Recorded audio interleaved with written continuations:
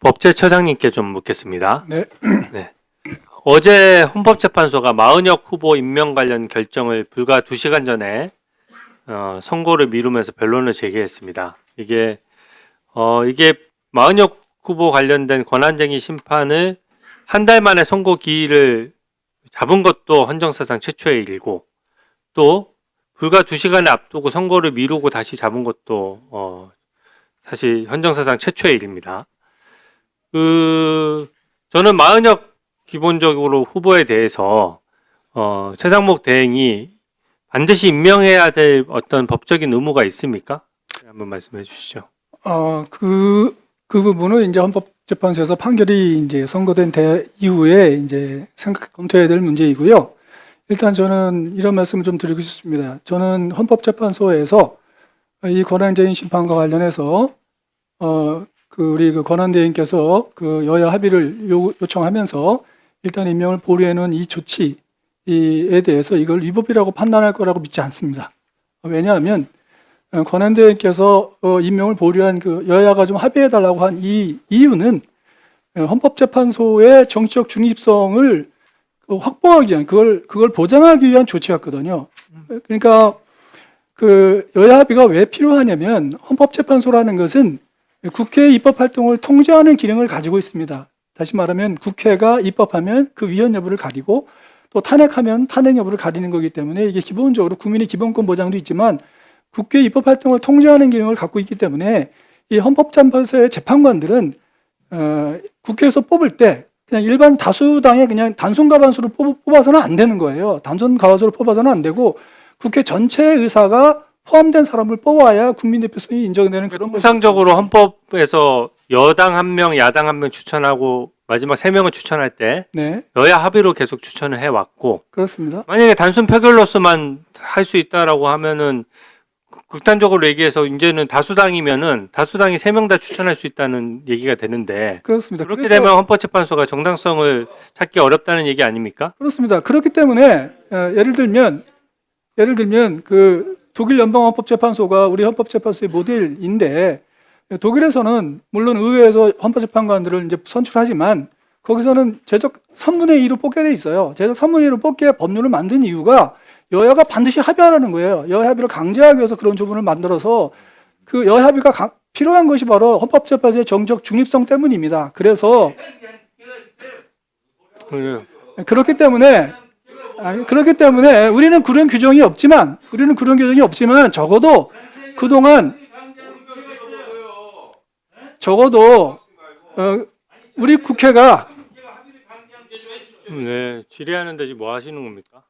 네. 적어도 우리 국회가 그동안에 여야 합의로 했던 이 관행을 가진 것이 바로 독일법에서 여야가 반드시 합의해서 헌법재판소의 정치적 주도를 강화하라는 그 취지가 반영된 거였어요. 네, 그렇기 때문에 좋습니다. 그런 취지에서 우리 권한대행께서 여야 합의를 좀 요청했던 것은 저는 정당한 권한 행사이기 때문에 절대로 이것을 불법이라고 판단할 거라고 믿지 않습니다. 네. 박근혜 대통령 탄핵 재판 때 민주당이 극렬 반대해서 대법원장이 지명했던 헌법재판관을 임명하지 않고 끝까지 박근혜 전 대통령에 대한 탄핵 재판 이어진 전례 있는데 그거 알고 계시죠? 알고 있습니다. 만약에 지금 민주당 논리대로 무조건 다 9인 체제를 만들어야 된다 그러면 그때 8인 체제로 탄핵 재판 했던 것 자체가 위법이고 위헌이라는 뜻 아닙니까? 어쨌든 간에 8인 체제도 충분히 그 판결을 가등하다는 건 이미 선례가 있다는 말씀을 드립니다. 저는 어제 그 헌법재판소 공보관이 실제 헌재 결정이 지금 이루어지지도 않고 변론 재개를 신청한 상태인데, 만약에 헌재가 위헌이라고 결정하면 최상목 대행이 거기에 반드시 따라야 되고, 따르지 않으면 위헌 위법이라고 언론 브리핑한 것에 대해서 저는 헌재가 결정문으로서 얘기를 해야 되지, 공보관이 이 결정도 이루어지지 않은 상태에서 이것을 먼저 얘기한 것은 굉장히 문제라고 생각합니다.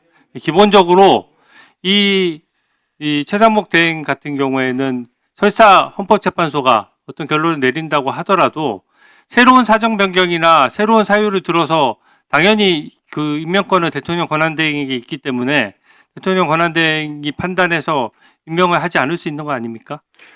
그 대통령 권한대행, 결국 대통령 권한대행이 임명권 행사는 대통령의 임명권 행사죠. 대한민국은 대통령제 국가입니다. 대통령제 국가에서 헌법이 대통령한테 임명권을 부여하고 있어요. 근데 이게 헌법에 대통령한테 부여한 이 임명권을 국회가 선출하면 무조건 서명해야 된다는 식으로 해석하는 거는 그거는 저는 납득하기 어렵습니다. 그거는 그런 식으로 해석하는 거는 내각 책임제 국가에서는 그렇게 해석하는 거예요. 예를 들면 말이 안 되는 얘기니까. 독일법에서는 국회에서 선출하면 자, 얘기해도 되겠습니까? 네, 의원님들 이제 가만 계셔 보세요. 네, 의원님 가만 계셔 보세요.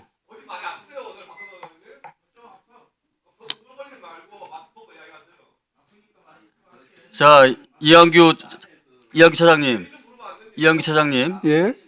지금 추경원 전 원내대표하고 박찬대 원내대표가 세 분의 헌법재판 가만 계셔봐요.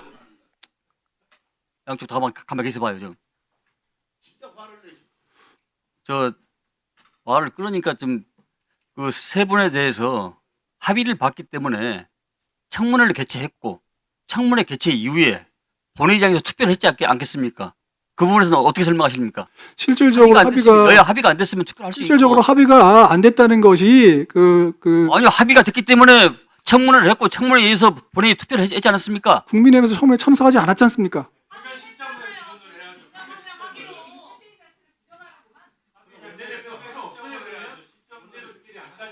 그러니까 실질적으로 합의가 됐느냐는 표결 시점으로 판단해야 될 것이고 표결 시점에서 합의가 있었는가는 아마 그 헌법재판소의 심리에서 판단하게 되지 않겠습니까? 그걸 제가 저한테 묻지 마시고요. 그러니까 그거는 헌법재판소에서 판단하지 않겠습니까? 위원장이 증인한테 안 넣으면 누구한테 묻습니까? 근데 그게 합의가 에? 있었는지 그런 오만한 대답이 어디가 있어요? 아니요, 위원장님. 에? 아니라니. 아니면 바깥이지. 아니요, 위원장님. 제가 지금 답변할 기회를 주시면 됐어요. 답변하는 거 자. 들으셔야죠. 박진태 의원님 기대해 주십시오.